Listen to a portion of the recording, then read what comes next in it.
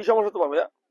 আমার হাতের সমস্যা এখন ভালো তোমার এই হাত কি এটা জন্ম থেকেই? জি কোন আঘাত থেকে না তো? না, আচ্ছা, পরে কি হয়েছে? তখন ওর চিকিৎসা করাতে তোমার বেবির কি একই রকম হয়েছে? একই রকম হয়ে গেছে। পরে যোগাযোগ করছো কোথায়? ওই চট্টগ্রাম শিশু হসপিটালে নিছি, ওরা হ্যাঁ, সময় দিয়েছে 3 বছর প্রায়। ছবি দেখি ছবি।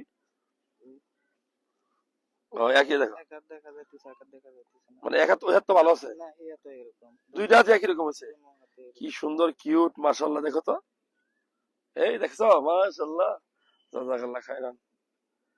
আচ্ছা, ওরা এখন ভালো ডাক্তার বলতেছে যে এটা তো অপারেশন করলে ঠিক হয়ে যাবো।